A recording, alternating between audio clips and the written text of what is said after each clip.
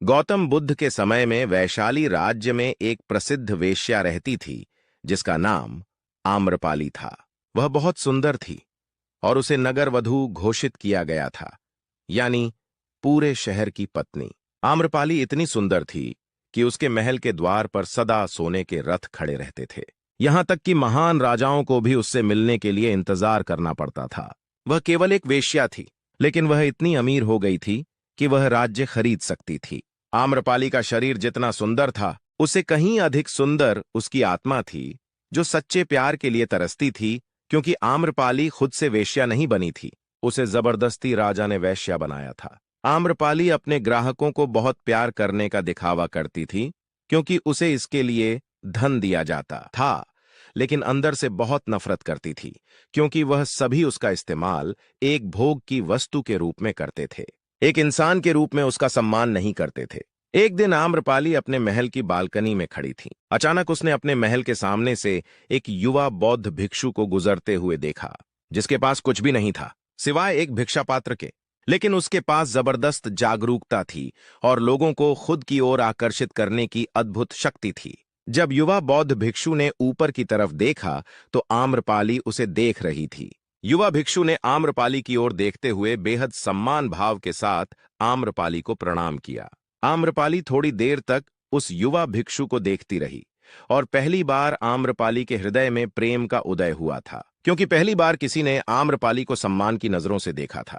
किसी ने पहली बार उसे इंसान होने का एहसास दिलाया था। आम्रपाली तुरंत सीढ़ियों से नीचे उतरी और बाहर आकर उस युवा बौद्ध भिक्षु के पैर छुए और कहा, भिक्षु जी, कृपया आज के दिन आप मेरे मेहमान बने और मेरे महल में चलकर भोजन स्वीकार करें। आगे आम्रपाली ने कहा, कृपया मेरे निमंत्रण को ना कहें, क्योंकि पहली बार मैंने किसी को निमंत्रण दिया है।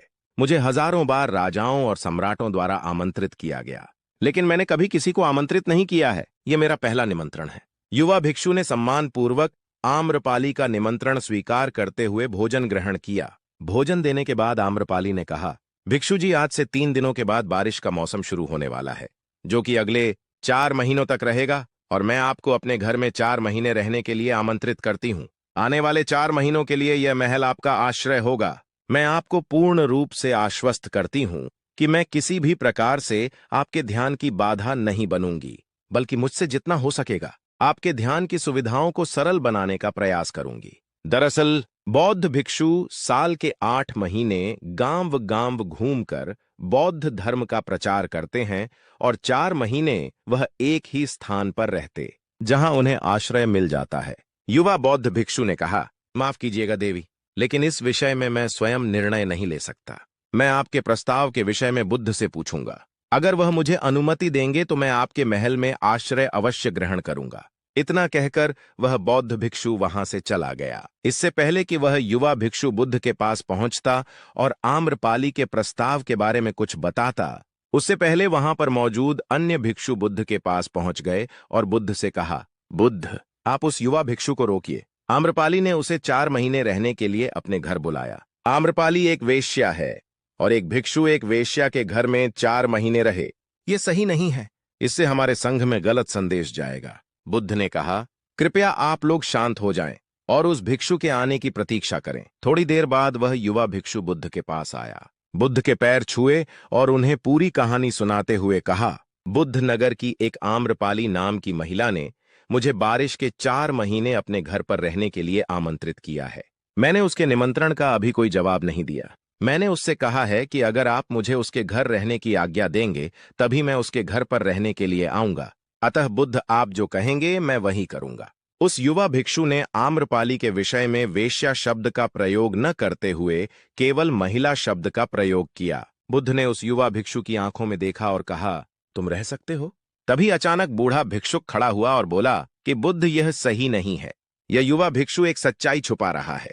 इसका कहना है कि एक आम्रपाली नाम की महिला ने अपने घर पर रहने के लिए आमंत्रित किया है, लेकिन वह एक महिला नहीं है, वह एक वेश्या है। बुद्ध ने कहा, मैं जानता हूं, और क्योंकि इसने वेश्या शब्द का प्रयोग नहीं किया, इसका अर्थ है इसके मन में उसके लिए सम्मान का भाव है, इसलिए मैं इसको वहां रहने की अनुमति दे रहा हूं। वहां मौजूद हजारों भिक्षुओं को विश्वास नहीं हो रहा था कि बुद्ध ने एक युवा भिक्षु को एक वैश्या के घर में रहने की अनुमति दे दी है।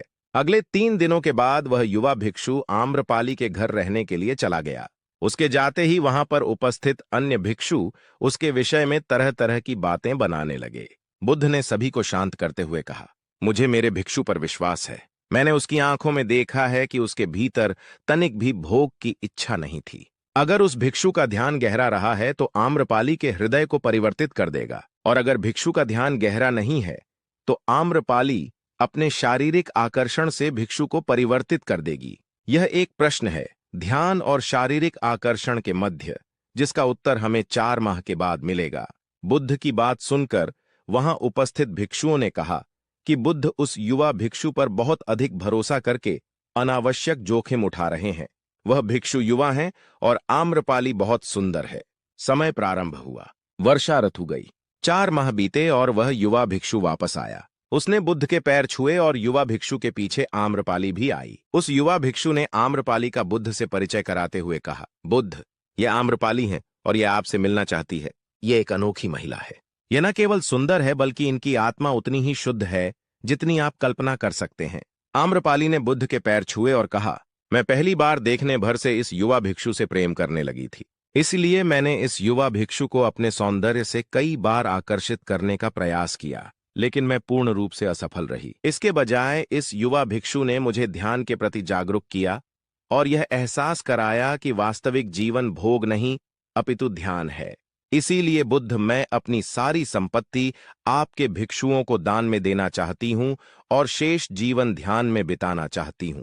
इसके बाद आम्रपाली बुद्ध के शिष्यों में पहली महिला हुई जिन्हें आत्मज्ञान की प्राप्ति हुई।